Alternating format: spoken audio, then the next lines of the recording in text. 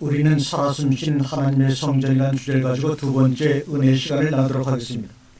20세기 가장 위대한 신학자라고 할 수 있는 폴 틸리는 말하기를 하나님을 높이 시간에서 찾을 것이 아니라 깊이에서 찾아야 한다고 말씀했습니다. 우리는 이 말이 하나님의 성전이라는 의미에서 뜻깊은 것이라고 생각이 듭니다. 그러기에 하나님 나라의 비밀은 1차적으로 그것을 받아 정말로 고마워할 마음의 자세가 갖추어져 있는 이들에게만 주어지는 감춰진 가르침이다, 이렇게 얘기할 수가 있습니다. 들을 게 있는 이들만 들을 수 있는 그 깊은 속을 알 수가 있는 것입니다. 땅에 숨겨놓은 보물을 찾으면 기뻐하며 집에 돌아가 가진 것을 다 팔기로 한 농부나 값진 진주 하나를 발견하면 가진 것을 다 팔아 그것을 사는 장사꾼과 같습니다. 우리가 장자편에서 보도 물고기를 잡는 틀은 물고기를 잡기 위한 것이고 물고기를 잡았으면 그것을 잊어야 한다, 이른바 득어망전이라는 말을 했습니다. 물고기가 중요하기에 다른 것을 잊어야 한다는 것을 의미하고 있는 교훈이기도 합니다. 여기서 보물, 진주, 큰 물고기는 하나님 나라의 비밀을 아는 것, 내 속에 계신 하나님의 현존을 의미합니다. 참 나를 발견하는 것인데 이 근본적인 것을 깨닫고 발견한 지혜로운 사람은 다른 모든 것에 대한 관심을 버립니다. 물질적, 사회적, 정신적인 것에 있어서도 잡다한 상식이나 이론이나 견해나 관념, 논리에 얽매여서는 안 됩니다. 도덕경에도 도의 길은 하루하루 없어가는 일손이라고 했습니다. 이 말은 우리가 가진 일상적인 견해를 깨끗이 비워야 도를 경험할 수 있다는 말씀을 하고 있는 것입니다. 예수님의 표현을 빌면 성전을 정결케 하심, 나야가 아주 성전을 허는 것이기도 합니다.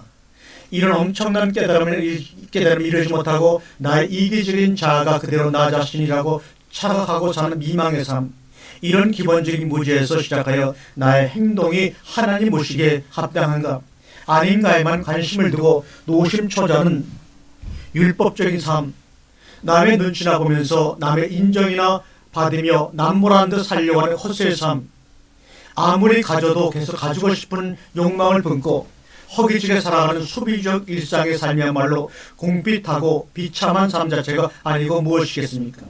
그래서 그 옛날 그리스 델포이 신전에 쓰여있던 신의 신탁 중 너 자신을 알라, 그노시 세아우톤, 알아야 할 것은 깨우쳐야 할 것 중 내가 누구인가를 아는 것이 가장 중요하다는 것을 경고하는 문구이기도 합니다. 내가 바로 살아계신 하나님의 아들이요 딸이라는 사실, 내 속에 하나님을 모시고 있다는 사실, 이 하나님이 바로 내 속에 가장 깊은 차원의 다름이 아니라는 엄청난 사실의 깨달음이 우리에게 자유를 줍니다. 진리를 알지니 진리가 너희를 자유케 하리라. 우리 속에 계신 하나님, 나의 진정한 나를 이루고 있는 것은 바로 하나님이라는 엄청난 깨달음과 은혜, 그리고 성령을 통하여 예수님과 나는 서로 다른 인격이 아니라 하나라는 체험, 이런 자각이 바로 우리에게 자유를 주는 힘이요 사랑이라는 것입니다. 조선시대 신유학자들이 만물 일체론을 폈습니다. 우리가 양질을 극대화하면 나와 만물이 일체임을 깨닫게 되고 그 결과 남의 아픔을 나의 아픔으로 여기고 그 아픔을 줄이기 위해 노력하게 된다고 하는 말입니다. 복음은 전하라고 준 소식이 아니라 너도 그렇게 한번 살아봐라, 그 소식에 담겨있는 좋은 감정을 느껴라, 이 말입니다. 이것은 증인의 삶입니다. 나의 삶하고 관계없는 전함과 가르침과 배움은 외치는 꽹과리요 공허입니다. 그런데 우리는 전하라고만 하는 데만 포커스를 맞추다 보니 선포만 하고 자신의 의무는 다하냐 무책임한 경우를 종종 보게 됩니다. 그런데 듣는 그들은 선포한 내용을 전혀 이해할 수 없다는 것이에요.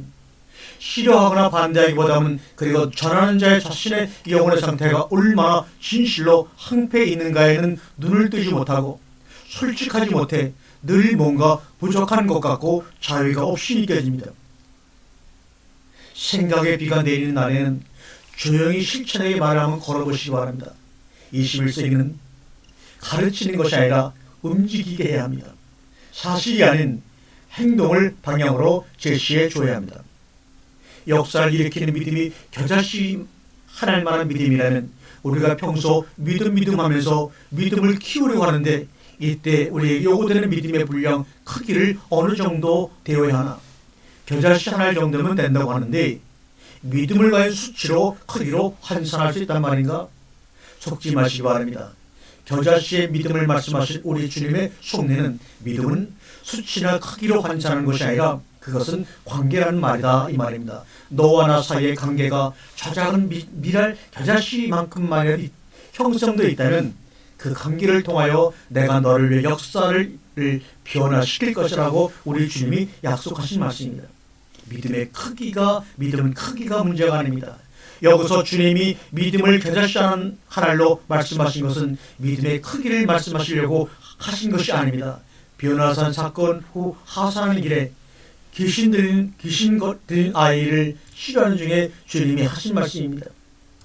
겨자씨가 너무 작아 잘 보이지 않듯이 우리 속에 계신 성령님도 잘 보이지 않습니다. 고로 믿음의 분량을 크기로 계산할 수는 없는 것입니다. 인격이시고 그리고 창조주이시고 만유의 주 되신 성령님을 우리가 어떻게 크기로 논할 수 있습니까? 믿음은 크기의 문제가 아니라 보기의 문제입니다.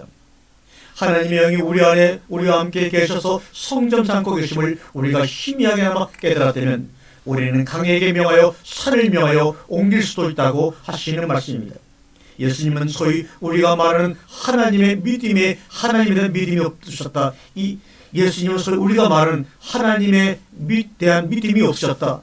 아니 이 무슨 해결의 망측한 소리인가? 보세요. 부모와 자식 간이 믿음으로 이어지나요? 피로 맺어진 관계죠. 굳이 서로 믿는다고 하는 부모 자식이 어디 있습니까? 예수님은 자신이 아버지 안에 아버지가 자신 안에 계심을 알고 계셨습니다. 성령을 통해 하나님을 아버지라 부르게 되는 것은 믿음의 관계를 지나 경험의 깊은 관계로 나아감을 알 수가 있는 것입니다. 성령이 우리 영과 더불어 우리가 하나님의 자녀인 것을 증거하시나니 몸을 삶의 기본으로 보고 마음을 아끼러 보시기 바랍니다. 즉 성도의 삶은 몸과 마음의 예술적 일치를 말하는 것입니다. 우리는 하나님의 예술 작품입니다. 몸이 바르게 조율될 때 마음에서 아름다운 소리가 나는 것입니다. 창세기 1장에서 몸을 지으시고 그 위에 생기를 불어넣으셨다. 그런데 히브리 말에 몸을 칭하는 특별한 단어가 없습니다. 즉 몸과 영혼이 하나라는 것을 의미하는 것입니다. 이것이 죄로 인해 하나가 둘로 갈라졌습니다. 그로 인해 인간의 삶은 소음으로 시달리고 고뇌의 삶이 시작되었던 것입니다. 성전이 우리 안에 들어오셔서 성전 삼기 전까지는 몸과 마음이 따로 놀아버리고 맙니다. 그 외에는 몸과 마음이 하나 되는, 즉 둘이 하나 되는 역사가 일어났죠. 성전의 휘장이 찢어져 성소와 시성소에 막힌 담이 뚫림으로 말미암아 하나가 되었습니다. 바로 예수님의 십자가 은혜로 말이죠. 형제들아, 우리가 성소에 들어갈 담력을 얻었나니 그 길은 우리를 위하여 휘장 가운데로 열어놓으신 새로운 길이요 휘장은 곧 그의 육체니라. 히브리서 10장 19절과 20절의 말씀입니다. 이것이 바로 하나님 나라의 비밀임을 여러분 아시죠? 지구가 우주의 중심이고 고로 태양이 지구를 돈다는 천동설이 잘못되었다고 하면서 1610년 3월에 지동설을 정한 갈릴레이는 그로부터 17년 뒤 1633년에 종교재판에서 갈릴레이는 종교적 압박에 못 이겨 자신 의견을 철회했으나 그럼에도 종교적인 범죄자로 낙인시켜 죽을 때까지 가택연금을 당합니다. 그 후 1992년에 교황청은 자신들의 가오를 인정하고 반성하면서 갈릴레이를 복권을 시켰습니다. 교황청은 자신들의 고정관념과 가오를 인정하는 데 무려 376년이라는 세월이 흘렸습니다. 그들이 천동설을 주장한 성경적 근거는 여호수아서 10장 12절과 13절의 말씀입니다.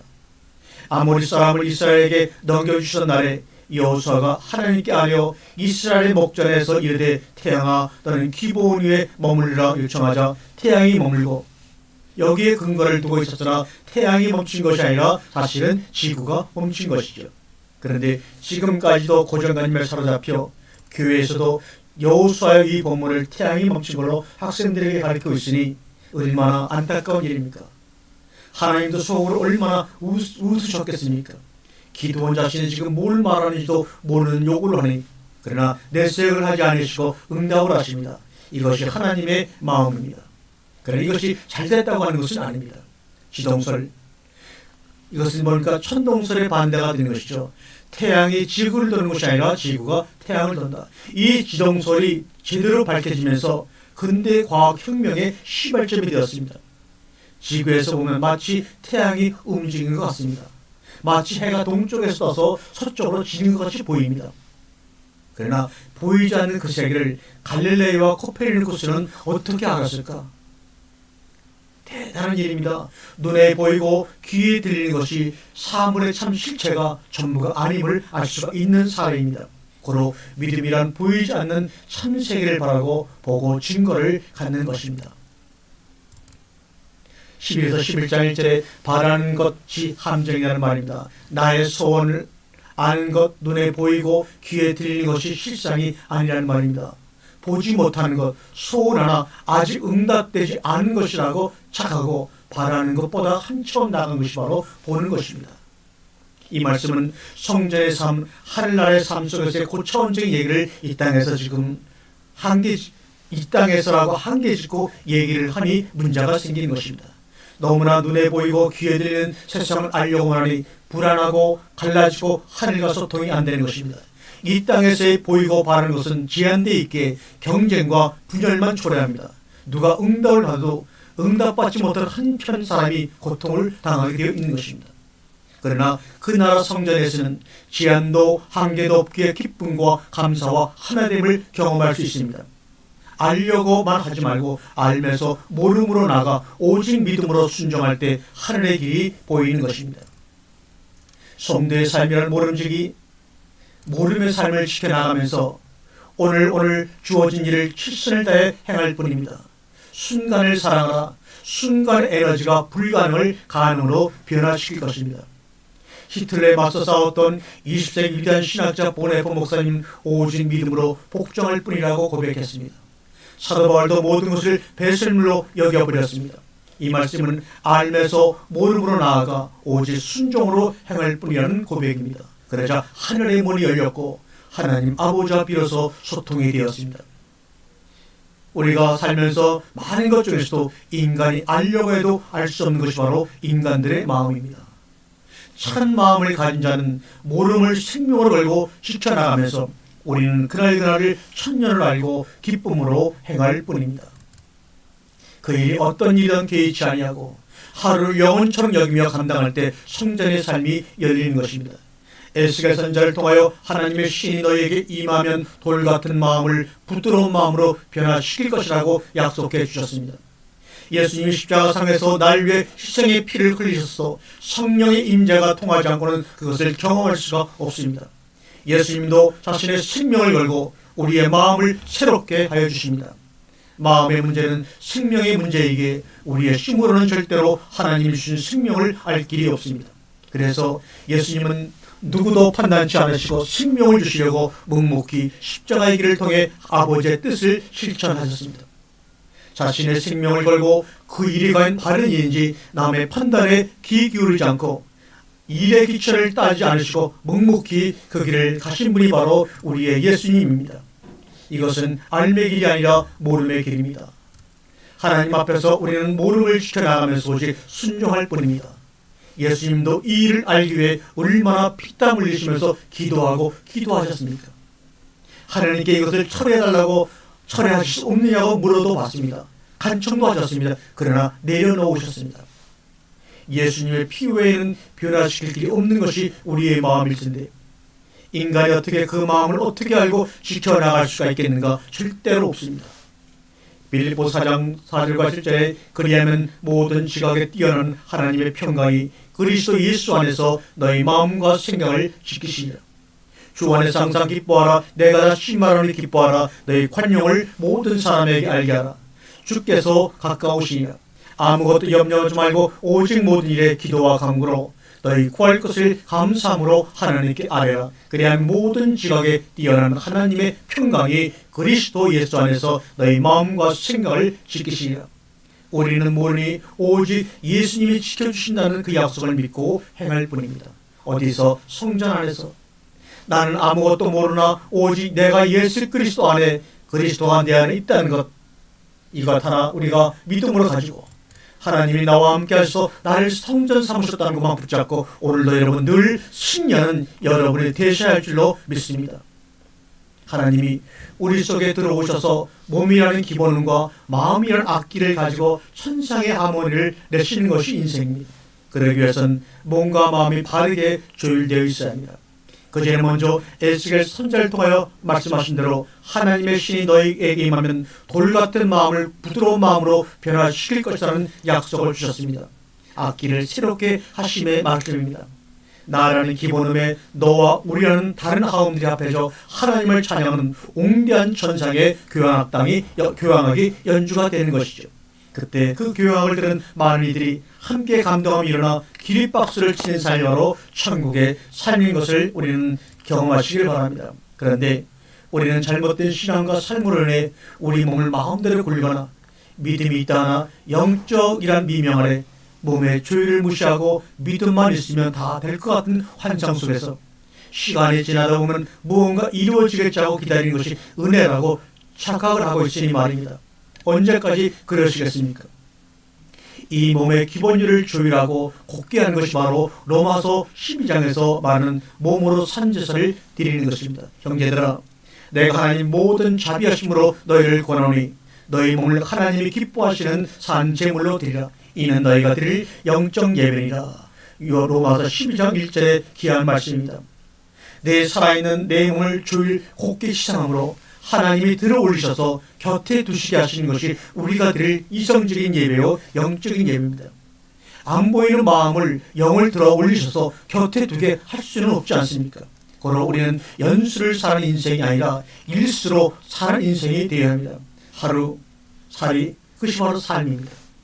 제사라는 것은 제물을 주셔서 바치는 것인데 여기서는 살아있는 제사를 드리라고 하는데 어떻게 그렇게 할 수 있습니까? 갈라디아서 2장 20절에 이제는 내가 그리스도 예수와 함께 십자가에 못 박혔나니 이제는 내가 산 것이 아니요 내 안에 그리스도께서 사신 것이라. 내 안에 있는 그리스도의 믿음으로 사는 것이라. 사랑하는 여러분, 이 말씀은 부활하신 예수 그리스도가 우리의 살아있는 제물이 되어 그분을 통하여 그분의 믿음으로 예배를 드리는 것을 말하고 있습니다. 할렐루야. 아멘.